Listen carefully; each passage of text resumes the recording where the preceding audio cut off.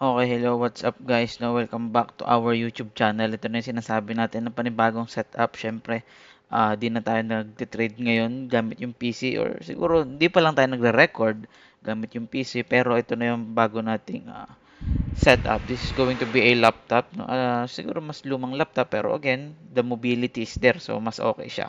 No? So ngayon simulan natin yung video. So this is going to be a trial video pa lang naman.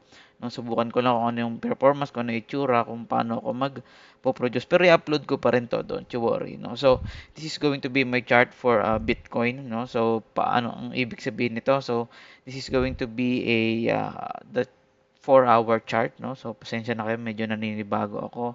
Kasi ngayon na lang ulit ako mag-record. No? So, matagal-tagal din tayo napahinga. So, dito, as we can see, meron tayo ditong tinatawag natin na series of higher highs.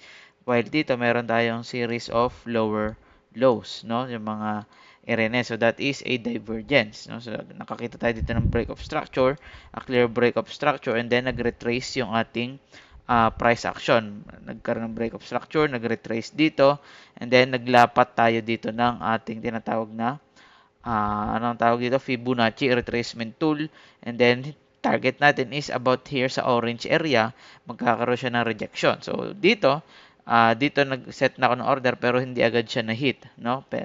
Ngayon, dito siya na-fill yung order ko, no?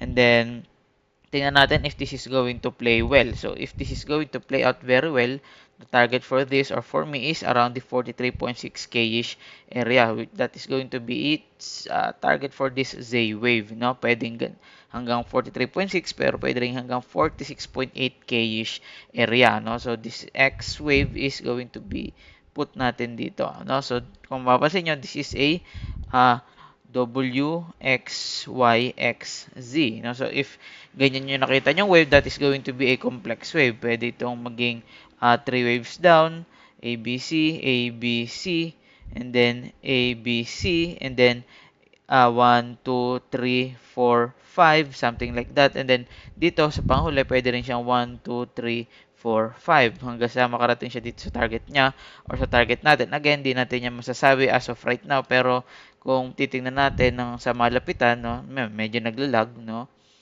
it looks like this is a possible or a good play, no, very low risk, no.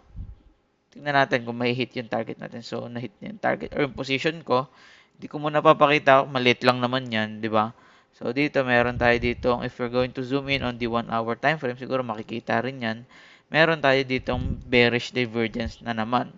So, let's zoom in a little bit. Ayan, kung mapapansin nyo, meron tayo ditong, siguro pwede natin simulan dito, series of a high and a higher high. So, 1 hour, no? So, dito naman sa ating, mga nasa ibaba, sa ating RSI, bearish divergence, ating MACD, another, sorry, hindi na-click, bearish divergence, and then, nagkaroon na siya or nagwawa na siya ng tinatawag natin na break of structure, which is this one. No? So, tingnan natin, hintayin natin yan if magre-retrace to. If this, katulad lang to ng play natin kanina sa 4-hour time frame, this is going to play out. No? Pwede siya mag-retrace hanggang dyan. So, di natin masabi kung hanggang saan. Pero possible, no? So, pwede siyang umangat ulit. So, hanggang saan? Siguro, hanap tayo ng order block. So, siguro, in the 1-hour time frame, this is going to be the most probable order block, no? Pwede siya dyan mag-retrace, pwede ka dyan sumakay. I'm not saying na i-trade mo yan, pero possible yan. Now, this is going to be around the 71.2k area. So, if lalatagan natin siya ng Fibonacci retracement tool, retracement, yan, yan. So, pwede, no, nasa golden ratio, no, itong ating area na to. So, that is a very, very good area of confluence. Pwede yan mag-target dyan. So, let's say, mag-hit yan ng ganyan target, no? So, this is going to be targeting at around, let's say, dito siya mag-ano, no? Sa 71.2 nga, pwede siya mag-target at around this area, around 64.6k, around 59k, di natin masabi. But again, if this is going to be that move, ine-expect ko na magiging mabilis tong move na to. Bakit? Kasi kung babalik tayo sa 4-hour time frame, this could be the end of wave 5, di ba? 1, 2, 3, 4, 5, and then another start of a new wave 1, 2. So, pwede siya maging mabilis na decline. No? So, again, I'm not saying na that is what's going to happen.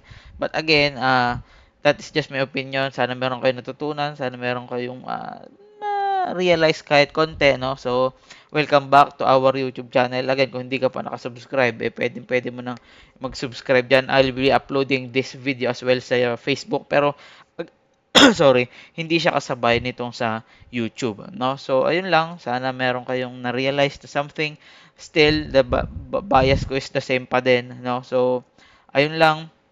Huwag niyo kalimutan mag-like, comment, subscribe kung hindi pa kayo naka-follow sa YouTube, sa Facebook page, sa Instagram, gawin niyo na yan. Libre naman lahat yan. No, meron tayo website. Yun lang everyone. Bye-bye!